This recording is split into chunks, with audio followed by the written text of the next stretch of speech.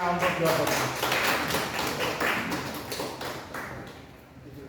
लाइनले हामीलाई एकछिनको लागि धोका दिएको जस्तो छ हैन। उहाँको स्वर समस्या छ भन्नुभएको थियो। सम्पर्क माइकमै भए राम्रो हुन्थ्यो। फेरि यहाँ लाइन कतिखेर आउने ठेगान पनि छैन।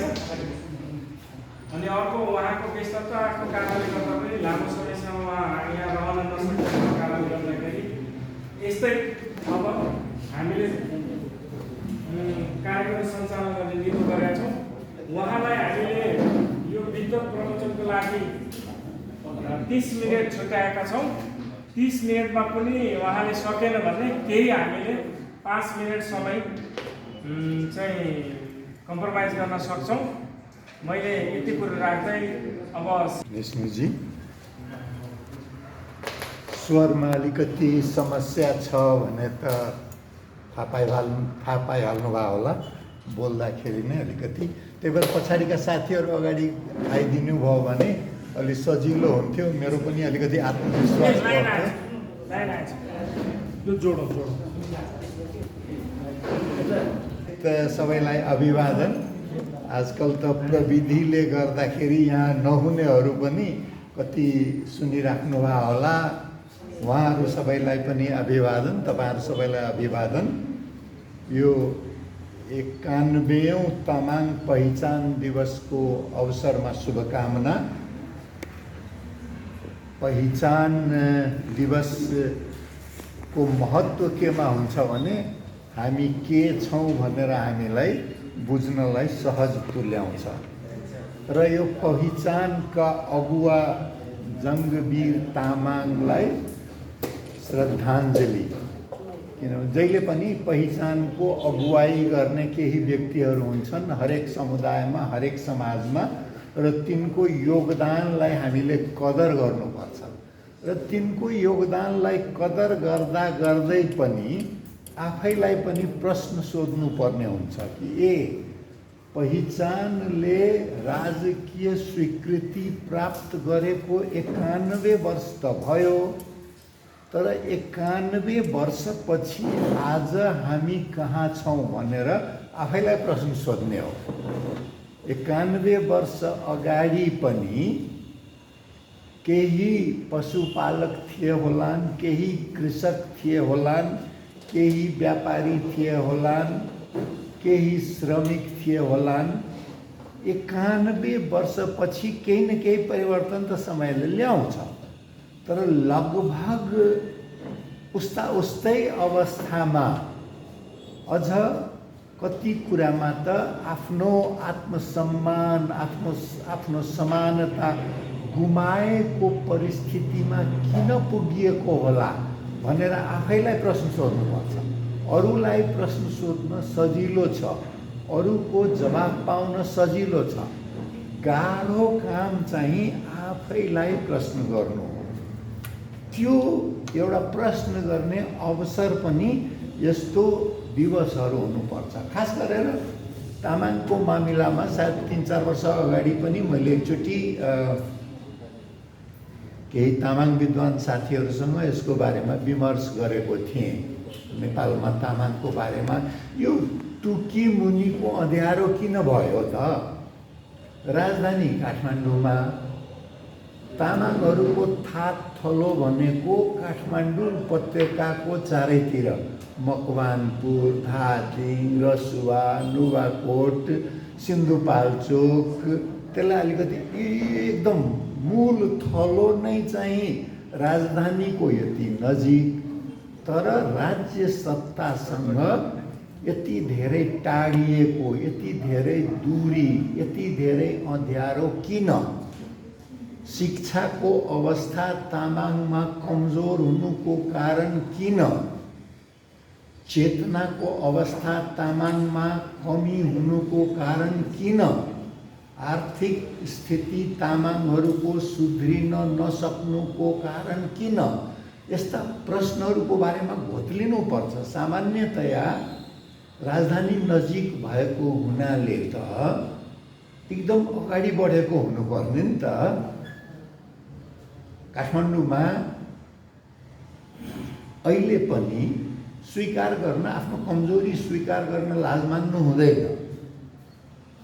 कति डाक्टर तामाङ, कति इन्जिनियर तामाङ नभएका होइनन्, मेरा मित्रहरू नै हुनुहुन्छ। कति प्राध्यापक तामाङ, कति ठुला पुँजीपति तामाङ, कति ब्याङ्क चलाउने तामाङ, अपवादहरू चाहिँ छन्, नभएका होइनन्। तर अपवादलाई नियम बनाउन मिल्दैन। यति ठुलो जनसङ्ख्यामा नोकरी दिने भन्दा नोकरी खोज्नेको सङ्ख्या बढी हुनु भनेको समुदाय अगाडि बढ्न नसकेको अवस्था हो। त्यो कुरामा घोत्लिनेलाई अनि यो ज्ञानको कुरा हुन्छ। यो ज्ञान महोत्सवको मलाई बडा मन पर्यो कि ज्ञान भनेको के हो। ज्ञान भनेको हामी जे छौँ त्यो किन छौँ, कसरी छौँ, त्यसबाट उब्रिने बाटो के हो, यस्ता जुन विमर्शहरू हुन्छन्। पहिले त ज्ञान सजिलो हुन्थ्यो, मुक्तिको बाटो ज्ञानले दिन्थ्यो, धर्मको बाटो ज्ञानले दिन्थ्यो, निर्वाणको बाटो बुद्धले भने कि ज्ञानले दिन्छ। त्यसपछि दर्शन शास्त्रीहरूले के भने उचित अनुचित के हो भनेर ज्ञानले दिन्छ, धर्म अधर्म ज्ञानले दिन्छ, नैतिक अनैतिक ज्ञानले दिन्छ, मानव जीवन किन हो भने ज्ञानको खोजीबाट हुन्छ। तर जीवनका बाध्यताहरूको खोजी गर्ने, यहाँ बाँच्नु छ भने अरूसँग मिलेर कसरी बस्ने भने मानव शास्त्र ज्ञान हो। आर्थिक अवस्थामा सुधार कसरी ल्याउने भने अर्थशास्त्र ज्ञान हो। शासन व्यवस्था सबैको हितको लागि, सर्वजन हिताय सर्वजन सुखाय कस्तो राम्रो हुन्छ त्यो राजनीति, त्यो ज्ञान हो। ज्ञानकै एउटा अर्को शाखालाई विज्ञान भनिन्छ। विज्ञान भने के हो भने हामीलाई त मानिस हुनु नै बडा ठुलो लाग्छ, तर यो मानिस भनेको संसारको अरबौं प्राणी मध्येको पृथ्वीको एउटा प्राणी हो। हामीलाई पृथ्वी नै महान ठुलो लाग्छ। यो पृथ्वी भनेको सूर्यको वरिपरि घुम्ने ग्रहहरू मध्येको एउटा सानो ग्रह हो र सूर्य हामीलाई सबभन्दा महान लाग्छ। यो ब्रह्माण्डमा सूर्य भनेको त्यस्तो करोडौं अरबौं ताराहरू मध्येको एउटा हो। अब ज्ञानको सीमा नभएपछि विज्ञानले के भन्छ भने त्यसलाई अलिकति सीमित गरौँ। सीमित केमा गरौँ भने जीवन उपयोगी ज्ञानहरू। जीवन उपयोगी ज्ञानहरू के छ भने भौतिक कुराहरूको ज्ञान छ। जल भयो, वायु भयो, पृथ्वी भयो, अग्नि भयो, आकाश, पञ्चतत्व। कति भौतिकवादीहरूले आकाशलाई तत्त्व मान्दैनन्, स्पेसलाई तत्त्व मान्दैनन्, चार तत्त्वको मात्रै कुरा गर्छन्। किनभने स्पेस आफैमा केही होइन, त्यहाँ वस्तु रहन्छ, वस्तुले गर्दा त्यसको महत्त्व भएको हो। विज्ञानले यी कुराहरूको ज्ञानलाई सीमित गरेर जीवनोपयोगी कसरी बनाउने भनेर, अग्निको नियन्त्रण कसरी गर्ने, सहन कसरी गर्ने, भोजन बनाउने कलाको अग्निबाट भयो, अग्निको उत्पादन कसरी गर्ने, ऊर्जा अग्निबाट ऊर्जा कसरी लिने, ऊर्जाबाट अग्नि कसरी बनाउने, जलको उपयोग कसरी गर्ने, जलको प्रशोधन कसरी गर्ने, पृथ्वीको उत्पादन कसरी बढाउने, त्यसको उपयोगिता कसरी बढाउने, यस्ता कुराहरू विज्ञानले हामीलाई सिकाउँछ। र त्यसपछि ज्ञानकै ज्ञान र विज्ञानपछि तेस्रो एउटा प्रविधि आउँछ। प्रविधिको मुख्य काम के हो भने हाम्रो सुविधा कसरी बढाउने, समयको कसरी बचत गर्ने, दुःख कसरी कम गर्ने, भुइँमा बस्न अलिकति कठिन हुन्थ्यो, कुर्सी बनायो भने बस्न अलिकति सहज हुने भयो। प्रविधि हो। हिँडेर जान कैयौँ महिना, साल, वर्षौँ मानव सभ्यता त हिँड्दै बनेको हो। अफ्रिकाबाट निस्किएर एसिया आइपुग्यो, युरोप गयो, कता कता पुग्यो होइन। अहिले त अब चन्द्रमामा पनि पुगिसके होइन। त्यो प्रविधिले दूरीलाई घटाउँदै लगेको हो। फोन छ, कुरा गर्नलाई माइक नै छ। अघि बत्ती थिएन अनि मेरो स्वर अलि बिग्रेको हुनाले कसरी कुरा गर्ने भन्ने असहज भइरहेको थियो। बिजुली आयो, यो माइकको आविष्कारले तपाईहरुसँग मेरो कुरा पुर्याउन सहज तुल्यायो। प्रविधिले समाधान सिकाउँछ, ज्ञानले समझदारी दियो। विज्ञानले किन र कसरी भनेर प्रश्नहरूको उत्तर दियो र त्यसपछि प्रविधिले समाधानहरू, हाम्रो समस्याका समाधानहरू, सुविधाका उपायहरू, गर्मीमा लाई बस्न योग्य कसरी चिसो बनाउने, धेरै जाडो छ भने न्यानोलाई कपडादेखि लिएर हिटिङ गर्ने उपायदेखि लिएर विभिन्न उपायहरू हामीलाई सिकायो। स्वर सुक्छ, माफ गर्नुहोला, अलिकति पानी फेरि खानुपर्छ।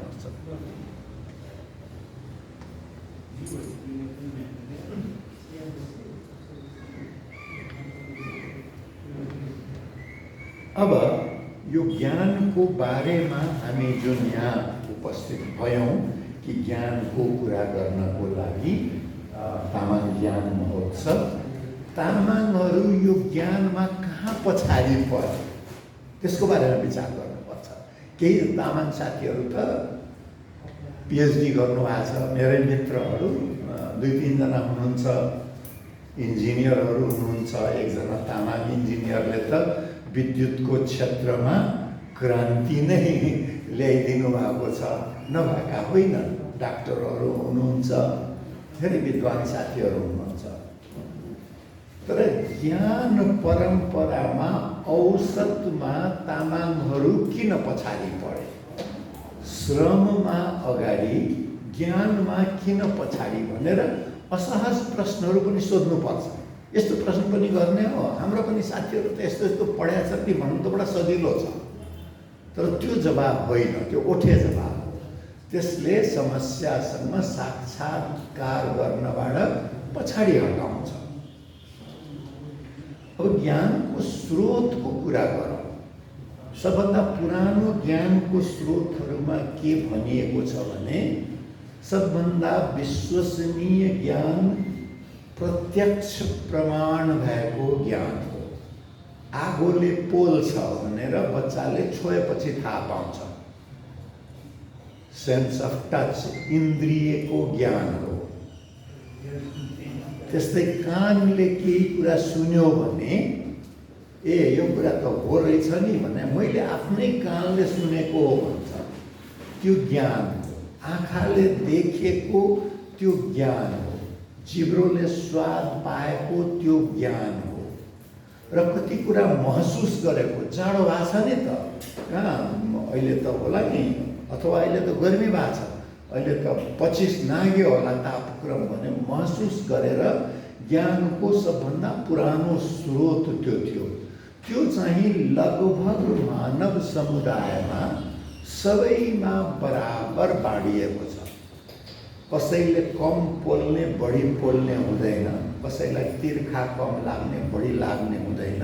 अलिकति मात्रा कम होला, उमेर बढ्दै गएपछि मलि कम सुन्ने भयो होला, हेर्नलाई चस्मा लगाउनु पर्ने भयो होला, त्यो सानोतिनो फरक छ। तर सामान्यतया इन्द्रियबाट प्राप्त हुने ज्ञान संसारभरि जन्तुहरू, अरू जन्तुहरूमा पनि छ, मानवमा लगभग बराबर छ। दोस्रो ज्ञानको स्रोत भनेको जसलाई अनुमान भन्छन्, इन्फेरेन्स अङ्ग्रेजीको शब्द, त्यो भनेको के हो भने यस्तो यदि भएको हो भने यस्तो भएको होला।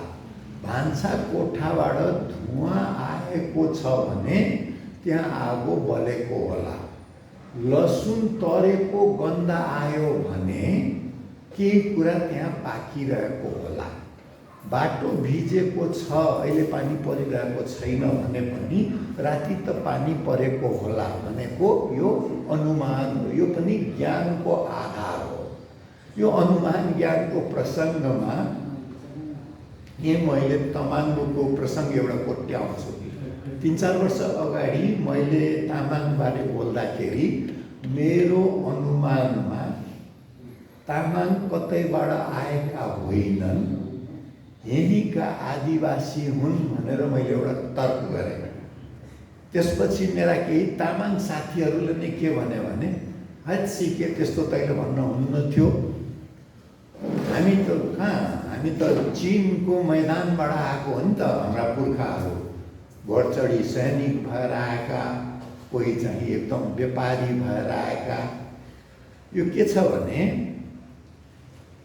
सभ्रान्त भएपछि हामी यहाँका होइनौँ, यहाँका पिछडिएका छन्। हाम्रो पुर्खा बाहिरबाट आएका थिए, भलै शाह राजाका पुर्खा मगर थिए होलान्, तर जब राजा भए नाता कहाँबाट जोडे, राजपुतानाबाट आएका राजपूत थिए हाम्रा पुर्खा भनेर। जङ्गबहादुरसम्म कुँवर थिए, तर जब राणा पदवी लिए प्रधानमन्त्री भए अनि उसले पनि फेरि राजपुतानासम्म लगेर जोडे। बाहुनहरू कति अब पहाडकै कहाँबाट आयो होलान्, कुमाईबाट होला, कहाँबाट होला। गोत्र जोड्दाखेरि कोही काशी गोत्र, कोही मथुरा गोत्र, कोही बङ्गाल गोत्र, आसाम गोत्र, कहाँ जोड्न थाल्छ। यो विदेशीसँग जोडेर, खास गरेर त्यो विकसित ठाउँ छ भने, अविकसित ठाउँबाट आएको हो भने हामी यहीँको हो, विकसित ठाउँबाट आएको भने हाम्रो पुर्खा त त्यहाँबाट आएको भने जोड्ने चलन छ के। कति थारू साथीहरू नै हामी त राणा थारू हो, हामी अरू थारू जस्तो होइन, हाम्रो पुर्खा त राजस्थानबाट आएको हो भनेर त्यो छुट्याउने के। त्यस्तै केही मेरा मित्र तामाङ साथीहरू, तामाङमा सबै तामाङ एउटै गरिदियो तिमीले, सबै आदिवासी हुन् भनेर। हाम्रा पुर्खा चाहिँ कोही त्यस्तै, मैले के भने विभिन्न तर्कहरू छ। कोही भन्छन् ब्रह्मपुत्रदेखि इरावादी बर्माको त्यो क्षेत्रबाट भनेको त्यो क्षेत्र एउटै हो। हिमाली क्षेत्र भनेको अफगानिस्तानबाट बर्मासम्मको हिमाल एउटै हो। दक्षिणी भागमा अहिले अफगानिस्तान छ, पाकिस्तान छ, भारत छ, नेपाल छ, भारतकै फेरि केही क्षेत्र छ, बर्मा छ। उत्तरी भागमा चाहिँ तिब्बतको भाग छ, चीन छ, होइन, यो एउटै हो। त्यसैले यो कहीँबाट आएको यिनलाई भन्न मिल्दैन, यिनी यहीँका हुन्। खालि ठाउँ सर्ने मात्रै कुरा हो। सिन्धुपलाञ्चोकबाट काठमाडौँ आएपछि चाहिँ हामी चाहिँ स्रोत सिन्धुपलाञ्चोक हो भनिराख्नु पर्दैन। यो सबै एउटै क्षेत्र हो, यहीँका हुन् भन्न मिल्छ। मेरो चाहिँ त्यो तर्क थियो। त्यो तर्क चाहिँ इन्फेरेन्स, अनुमानमा आधारित थियो। अनुमानमा के आधारित थियो भने भौतिक संरचना हेर्नुपर्छ, जीवनशैली हेर्नुपर्छ, लवाई हेर्नुपर्छ, भाषा हेर्नुपर्छ। हान चिनियाहरूको तुलनामा तिब्बती भाषा अथवा बर्मेली भाषा अथवा नागा भाषा अथवा कुकी भाषा अथवा मैतेई भाषा मणिपुरको, त्योसँग तामाङ भाषाको समानता, मिश्रण त धेरै हुन्छ। अहिले संस्कृतको मिश्रण भयो होला, प्राकृतको मिश्रण भयो होला, धेरै मिश्रणहरू भयो होला, तर त्यो समानता हेर्नुपर्छ। त्यस्तै मैदानी इलाकाको सभ्यतामा कृषि आन्दोलनपछि, कृषि क्रान्तिपछि कृषि प्रमुख हुँदै गयो। तामाङहरूमा कृषि सँगसँगै पशुपालनको प्रमुखता व्यापक, शिकारको प्रमुखता व्यापक। त्यस्तै तेस्रो एउटा के भने खानपिनको व्यवहारमा पशुपालक र कृषिबाट निस्केको र शिकारीमा चरा खाने संस्कृति र अर्को घरपालुवा पशु खाने प्रकृति अलिकति अपेक्षाकृत बढी हुन्छ। नदीको किनारमा, समुद्रको किनारमा भयो भने माछा खाने प्रवृत्ति बढी होला, समुद्री कुरा खाने प्रवृत्ति बढी होला। तर जब पठारी इलाका भयो भने अनि ठुला जन्तुहरूको माछा मासु खाने चलन बढी हुन्छ, चराहरूको कम हुन्छ, तामाङहरूको कुखुरा भयो अथवा अरू कति त यहाँ अब कानुनले यस्तो अप्ठ्यारो बनाइदिएछ कि त्यो पनि खान्छ भने नाउँ लिन पनि गाह्रो हुने अवस्था पुर्याइदिएको छ। तर त्यो अखाद्य नमानिने त्यस्तो चलनहरू यदि हेर्ने हो भने यो चाहिँ स्थानीयता, खास गरेर यो महाभारत र हिमालय बिचको क्षेत्रको स्थानीयता बढी देखिन्छ भनेर मेरो इन्फरेन्स, अनुमानको स्रोत थियो। अब यो प्रत्यक्ष र अनुमानपछि ज्ञानको तेस्रो स्रोत भनेको उपमान भन्दा रहेछन् संस्कृतमा। त्यो भनेको तुलनात्मक, कि उस्तै देखिन्छ भने अब चौरी गाई भन्यो, चौरी गाई कतैबाट पनि त होइन, तर गाई जस्तो अलि हो, त्यसमा अलि बुत्ला धेरै हुन्छ, रङ अलि अर्कै हुन्छ। यो तुलना गरेर उदाहरण दिने पनि ज्ञानको स्रोत हो। अर्थशास्त्रको व्याख्या गर्दाखेरि धर्मशास्त्रको कुरा ल्याउने तुलना हो। अहिले मैले जति कुराहरू गर्दैछु तपाईँहरूले हेर्नुभयो होला, तुलनाको कुरा धेरै आएछ। अफगानिस्तानको हिमाल, बर्माको हिमाल यसो हेर्दा त कतैबाट पनि मिल्दैन। बर्मामा अग्लो हिमाल त छैन, पाकिस्तानमा त के अरे सगरमाथा पछिको दोस्रो सबभन्दा अग्लो छ, होइन? ठ्याक्क तुलना गर्न मिल्दैन। तर तुलनीय, गिलासको पानी र समुद्रको पानी तुलनीय छैन। समुद्रको पानी नुनिलो हुन्छ, गिलासको पानी पानीको स्वादको हुन्छ, स्वादविहीन बनिएको छ हुन त। तर स्वादविहीन भने संसारमा केही पनि छैन, केही न केही स्वाद चाहिँ त्यसमा छ, पानीकै स्वाद छ। तुलना हो, त्यो पनि एउटा ज्ञानको स्रोत हो। चौथो ज्ञानको स्रोत शब्द भनिएको छ। बोलिएको शब्द भन्दा लेखिएको शब्द बलियो भयो। केही जरुरी कुरा आएन? बोले हुन्छ? ठिक छ। प्रत्यक्ष ज्ञान लगभग सबैको बराबर हो। मैले भने अनुमान पनि अनुभवजन्य हुने भएकाले त्यसमा पनि धेरै पछाडि चाहिँ परिन्न।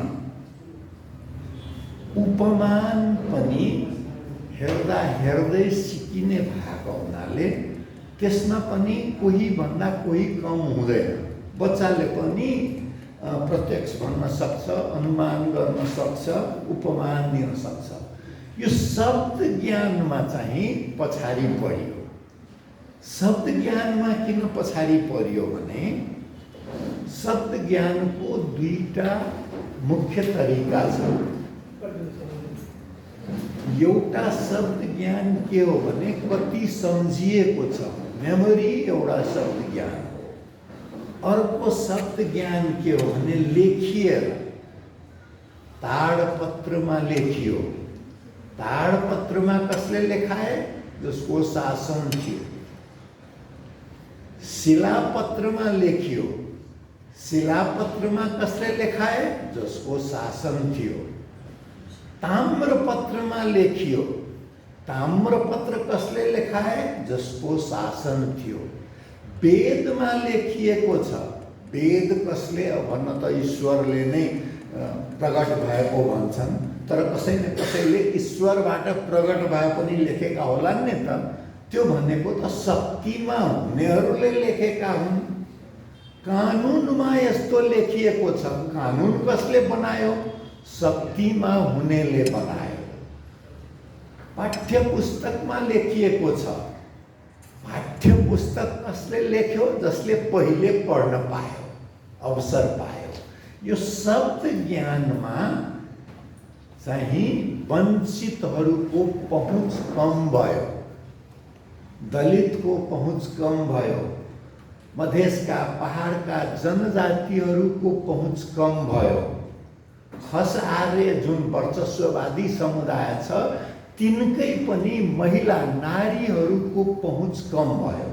शब्द ज्ञानमा पहुँच कम भएपछि शासनमा पहुँच कम हुन्छ। तपाईको शब्द ज्ञानमा पहुँच कम भयो भने प्राध्यापक त तपाईँ बन्नुहुन्न। अनि के हुन्छ, शब्द ज्ञानमा पहुँच हुने प्राध्यापक हुन्छ र तिनले फेरि जे स्थापित ज्ञान छ त्यसैलाई उल्टाई पल्टाई भन्छन्। मेरो आलोचना गर्नेहरू कतिपय मूलधारका खसारे स्वघोषित विद्वानहरू के भन्छन् भने, होइन बाबुराम आचार्यले लेखेर गएको कुराको विरोध गर्छन्, फलानो पन्तले लेखेर गएको कुराको विरोध गर्छन्, रामायणमा त यस्तो छैन, महाभारतमा त यस्तो छैन। अब मेरा मान्छेले ती पुस्तकहरू लेखेका भए मेरा कुरा त्यहाँ हुन्थ्यो, मेरा मान्छेले लेखेका होइनन्, अनि मेरो कुरा त्यहाँ कहाँबाट पाउनु त? त्यसलाई म उद्धरण गरेर मैले बोल्ने हो भने त मैले सोझै दास्ता स्वीकार गरेको ठहर छ। तपाईँ तामाङ भएर यदि खाली जम्मै उद्धरण दिन थाल्नुभयो नेपालको लेखिएको इतिहासको भने तपाईँ त त्यो इतिहासमै हुनुहुन्न। तपाईँ त त्यो इतिहासमा भीमफेदीबाट मोटर बोकेर ल्याउने दास हुनुहुन्छ। तपाईँ त त्यो इतिहासमा दास बनाउन मिल्ने जङ्गबहादुरको मतवाली हुनुहुन्छ। तपाईँ त त्यो इतिहासमा के अरे अखाद्य भनिएको जनावरको मासु खाने हुनुहुन्छ। तपाईँको इतिहास कसले लेखेका छ र? लेखेका छैन नि त। त्यसैले यो शब्द ज्ञानमा वञ्चितहरूले नलेज अफ मेमोरी, सम्झनाको ज्ञानतिर फर्किनुपर्छ। सम्झनाको ज्ञानहरू कहाँ छ त? लेख्न नजानेका ज्ञानको स्रोत भनेको हाम्रो लोकगीतमा छ। नलेखिएका ज्ञानको स्रोत भने हाम्रो बाजे बजैले सुनाउने कथामा छ। नलेखिएको ज्ञानको स्रोत भने पिँढीमा गरिने कुराकानीमा छ। हामीले सुनेका पुराना कुराहरूमा छ। हामीले गाउने लोकभाका गीतहरूमा छ। र सबभन्दा ठुलो हाम्रो अनुभवको भण्डारमा छ। दिनदिनै के अनुभव गर्नुहुन्छ हाम्रो त्यो ज्ञान हो। त्यो ज्ञानलाई बढाउनुपर्छ। त्यसको सँगसँगै शब्द ज्ञानमा लेखिएको पुस्तक कहाँ गलत छ भने औँल्याउँदै जानुपर्छ। जर्मनका एकजना बडा ठुलो नाटककार, विद्वान, क्रान्तिकारी भए बर्टोल्ट ब्रेख्ट भन्ने, उनले के भन्छन् भने, hungry man reach for the book, the book is a weapon. भोको मान्छे पुस्तक खोलेर पढ, त्यो हतियार हो। हतियार चलाउन जानेर मात्रै हुँदैन। यो पुस्तकलाई हतियारको रूपमा प्रयोग गर्न जानिएन भने आधुनिक युगमा तपाईको सङ्घर्ष सफल हुन कठिन हुन्छ। यो चाहिँ अब त्यो गरिसकेपछि गर्नुपर्ने भनेको ब्यालेन्स अफ पावर भन्छन् नि, शक्ति सन्तुलनमा तामाङहरू आज कहाँ छन्? के भन्छन् भने शक्तिको स्रोत बल हो। आजभोलि बललाई सङ्ख्यामा भन्ने गरिन्छ। बलमा त तामाङहरू कम छैनन्, एउटा उल्लेख्य जनसङ्ख्या छ। शक्तिको स्रोत भने श्रम गर्ने क्षमता हो। श्रम त पुस्तौँदेखि गरिआएको हो, त्यसमा पनि तामाङहरू पछाडि त छैनन्। शक्तिको स्रोत पुँजी पनि हो, त्यहाँ चाहिँ कमजोर हुन गएको छ।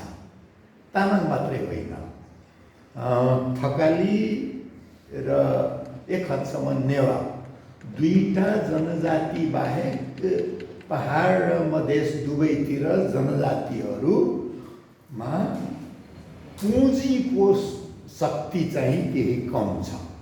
त्यो बढाउनको लागि उपायहरू खोजिनुपर्छ। कसरी त्यो बढाउने? त्यसको उपाय भनेको एउटा त आम्दानी बढाउने हो। आम्दानी बढाउन समय लाग्छ, रातारात बढ्दैन। दोस्रो भनेको खपत घटाएर बचत बढाउने हो। खपत घटाएर बचत बढाएपछि त्यसलाई लगानी गर्न मिल्छ अनि पुँजी निर्माण हुन्छ, अगाडि बढ्ने त्यो एउटा उपाय हो। तर म अर्थशास्त्रको विद्यार्थी होइन, अर्थशास्त्रीको बाउ चाहिँ हो, त्यसैले अलिअलि कुरा चाहिँ बुझ्छु, तर म त्यसको खासै ज्ञाता चाहिँ होइन। ज्ञानको अर्को स्रोत भनेको विद्या र बुद्धि हो। विद्या त पढेर आउला, पिएचडी गरेर आउला, इन्जिनियर डाक्टर भएर आउला। बुद्धि भनेको बठ्याइ भनेको त्यो विद्यालाई आफ्नो मात्रै होइन, आफ्नो समुदायको हितमा प्रयोग गर्ने तरिका अभ्यासबाट आउँछ। र त्यो अभ्यास भनेको के हो भने एक आपसमा कुराकानी गर्ने हो। त्यो अभ्यास भनेको के हो भने छलफल गर्ने हो।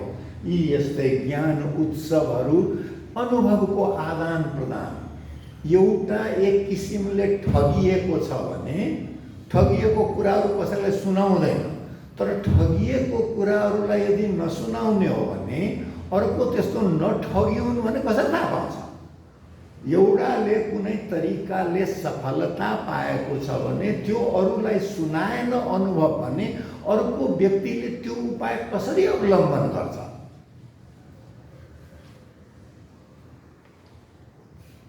त्यसैले विद्यासँगै बुद्धिको विकास पनि। अब आउँ शक्तिको सबभन्दा प्रभावशाली स्रोत। शक्तिको स्रोतमा मैले भने बल, श्रम, पुँजी, यो तीनटैलाई सम्पत्ति भन्न मिल्छ। विद्या र बुद्धि, यसलाई ज्ञान भन्न मिल्छ। यो सबैलाई जित दिएको छ। कुनै बेलामा धर्म भनिन्थ्यो, आजभोलि राज्य भन्छन्। जोसँग धर्मको धर्माधिकारीले बाँकी सबै बलमाथि शासन गर्थ्यो। यो त वेदमा छैन, यो त पुस्तकमा छैन, यो कुरानमा छैन, यो बाइबलमा छैन कुनै बेला भनिन्थ्यो। अहिले के भनिन्छ भने यो कुरा संविधानमा छैन, यो कुरा ऐनमा छैन, यो कुरा कानुनमा छैन। सबै ज्ञानको शक्ति र सम्पत्तिको शक्ति, राज्य शक्तिको अगाडि निरीह भएर जान्छ, जसरी कि कुनै बेला धर्म शक्तिको अगाडि निरीह हुन्थ्यो। त्यसैले यो राज्य शक्तिमा आफ्नो स्थान खोज्नुपर्छ र त्यो खोज्नको लागि सबभन्दा पहिले आफू के हो त्यसमा गौरव गर्न सिक्नुपर्छ। कतिपय तामाङहरू तपाईहरुले पनि सुन्नुभयो होला। अब तामाङहरूलाई सेनामा नलिने नियम बनाइदिए थिए शासकले, अनि थर त लुकाउनु पर्यो सेनामा जानु छ भने। बलियोहरूलाई त हुन्छ नि त, इच्छा त हुन्छ। अनि थरमा कुनै क्षेत्रीको थर लेख्यो अनि सेनामा जान के अरे लाहोर जान त सहज हुने भयो। एक समयमा त्यो बाध्यता थियो होला, अहिले त्यो बाध्यता छैन। त्यसैले आफू हुनुमा, थारू हुनुमा, मुसलमान हुनुमा, नेपाली क्रिस्चियन हुनुमा, मधेसी हुनुमा, सबै आफू जो छ त्यो हुनुमा गौरव। तेस्रो लिङ्गी हुनुमा, महिला हुनुमा, जे छ त्यसमा यदि गौरव गरिएन भने जिन्दगी जे छैन त्यो हुनुमै बित्छ, त्यही सङ्घर्ष गर्नुमा बित्छ। अर्काको भाषा सिक्नु छ, अर्काको जीवनशैली सिक्नु छ, अर्काको लुगा लगाई सिक्नु छ, सारा ऊर्जा त्यसमा खर्चिएपछि अगाडि कहिले पनि बढ्न सक्दैन। त्यसैले सम्मान पाउनको लागि पहिले आत्मसम्मान विकसित गर्नुपर्छ। सम्मान, आत्मसम्मान विकास गरेपछि सङ्घर्ष गर्नुपर्छ। अधिकार दानमा पाइँदैन, कसैले पनि आफूसँग भएको कुरा दानमा दिँदैन। पैसा दिँदेला हैन, पैसा दिन माग्नेलाई त पैसा दिइन्छ भने अलि ठुलै मान्छे माग्न गयो भने अलि बढी चन्दा देला, माग्नेलाई भिख, अलि ठुलो मान्छे पुग्यो भने चन्दा र बाहुन पुग्यो भने दक्षिणा, होइन? शब्द जे भए पनि कुरा त एउटै हो, होइन?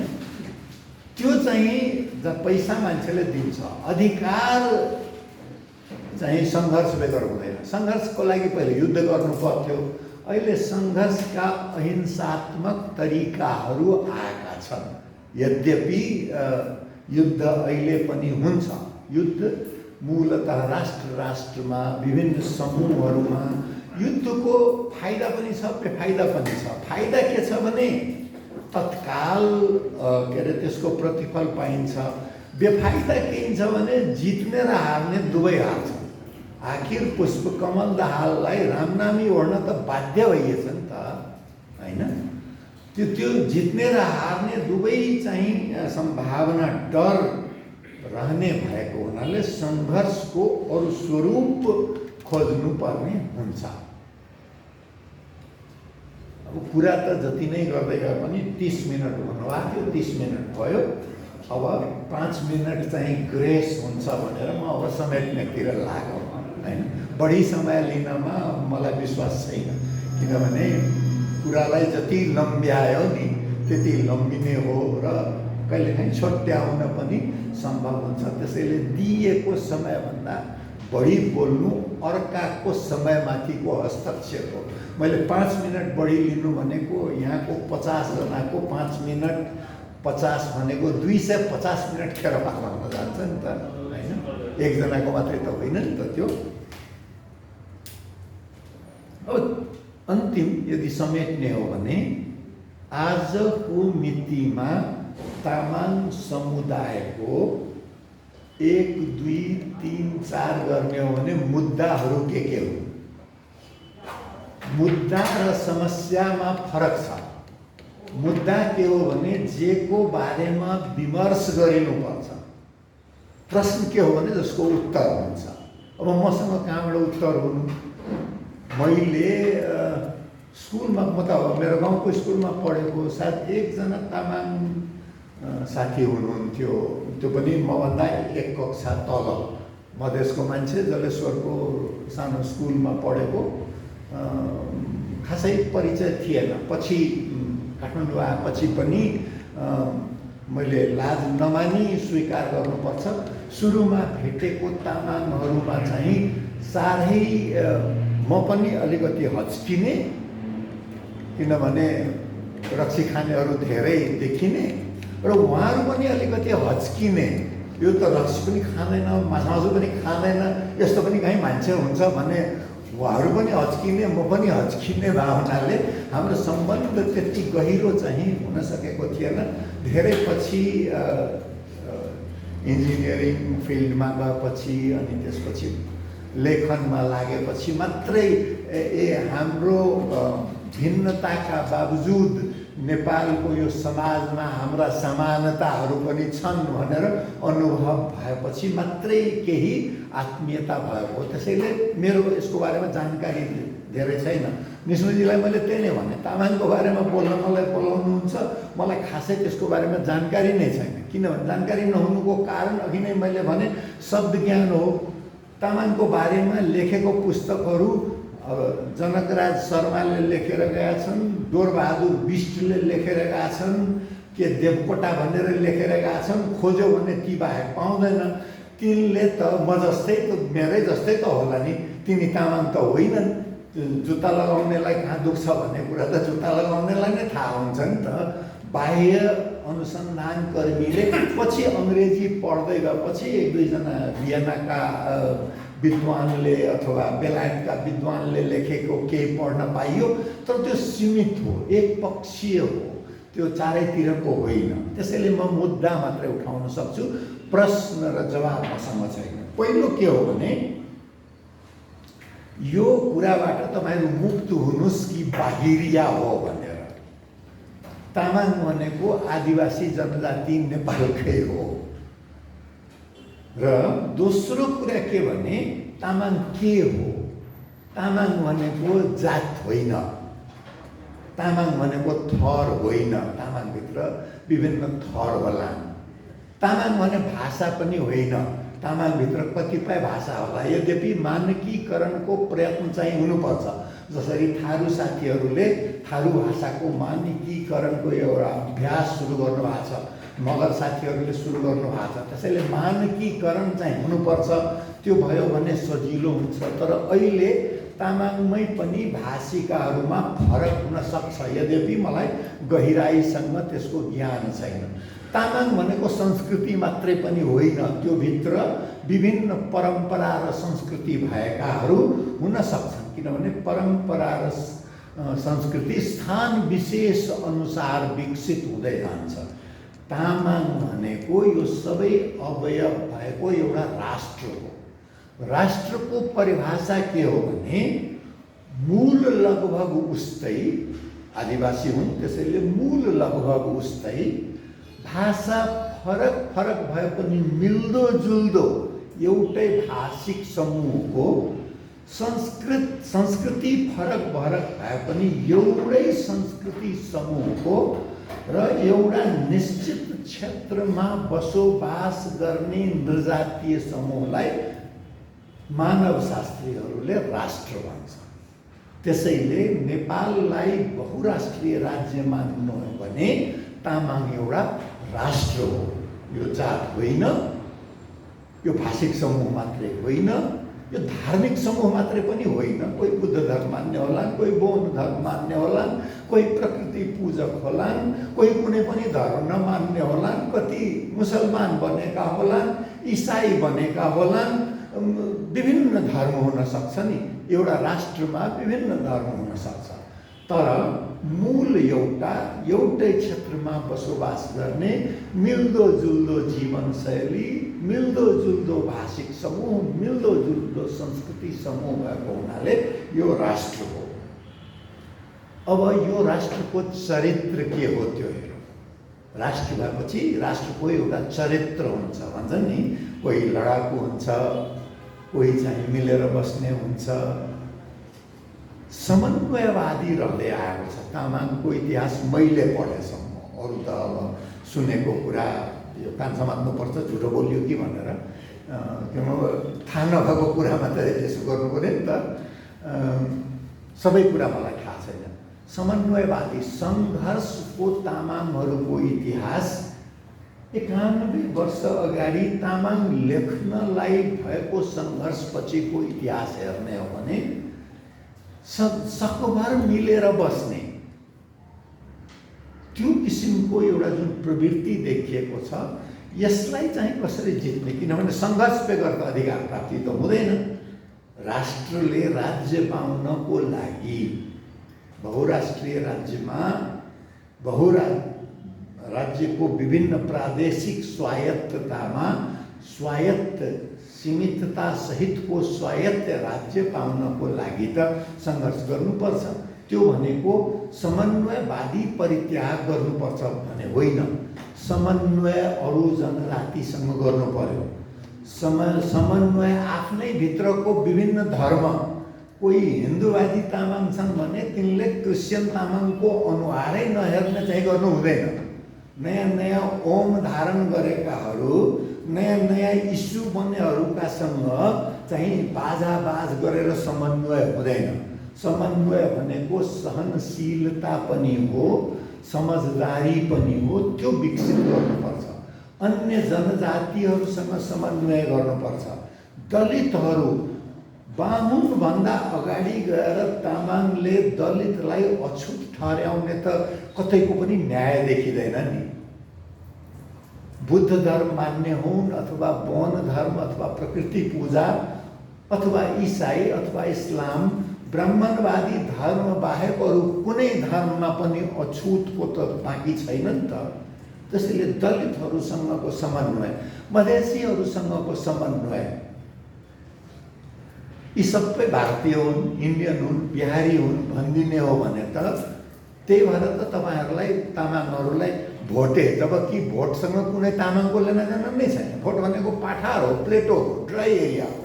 तामाङ संस्कृतिमा सुक्खा क्षेत्रको केही पनि छैन, सबै चाहिँ पानी पर्ने क्षेत्रको छ भन्दाखेरि तामाङ भोटे त कतैबाट पनि होइन। अरू जे भनिदिए पनि भोटे चाहिँ होइन, तर भोटे भन्छ। यो एक अर्कालाई स्टेरियोटाइप गरेको घृणा गर्नलाई बाँडेर राख्नलाई यसबाट पनि उम्केर समन्वयवादी बन्नुपर्छ र 5 मिनटको ग्रेस पिरियड पनि सकियो। त्यसैले एक दुईवटा कुरा मैले अरू मुद्दा उठाउन चाहेको थिएँ त्यो के भने अन्तर्राष्ट्रिय सम्बन्धहरू बढाउनुपर्छ। देशभित्र मात्रै यसलाई राखेर हुँदैन, बाहिर पनि सम्बन्ध, जस्तो कि तामाङसँग मिल्दोजुल्दो जनजाति पूर्वी भारतको पहाडतिर होलान्, भारतको उत्तराखण्डमा होलान्, कश्मीरमा होलान्, बर्मामा, लाओमा, थाइल्यान्डमा सम्पर्क बढाउँदै लानुपर्छ। त्यसको लागि भाषाको अब अहिलेको अन्तर्राष्ट्रिय भाषा अङ्ग्रेजी सिक्ने काम, चिनिया भाषा सिक्ने काम, त्यस्तो अन्तर्राष्ट्रिय अबको सबै सङ्घर्ष यो वैश्विक ग्राम संसार जुन बन्दै गएको छ र इन्टरनेटको विकासले गर्दाखेरि अब म बसेको ठाउँमा मात्रै सङ्घर्ष गर्छु भनेर सफल हुने सम्भावना कम हुन्छ। अबको हरेक सङ्घर्षलाई को अन्तर्राष्ट्रिय आयाम हुन्छ। त्यसैले त्यसको बारेमा पनि साथीहरूले विमर्श गर्नुभयो होला। मलाई चाहिँ 11 बजे समय दिनुभएको थियो, 11:05 भयो भनेर म हतारिँदै माथि आएको। आखिर कार्यक्रम सुरु हुन 12:15 बज्यो। विभिन्न समस्याहरूले गर्दा यस्तो हुन्छ। मैले अर्को ठाउँमा समय दिइसकेको हुनाले यहाँ बस्ने इच्छा हुँदै पनि मेरो कुरा सकिएर निस्किनुपर्ने बाध्यता छ। त्यसको लागि म पुनः माफी माग्छु र ग्रेस पिरियड भन्दा ठ्याक्क कति 1 मिनट 32 सेकेन्ड बढी लिएकोमा फेरि माफी माग्दै मेरो कुरा यहीँ सकिन्छु।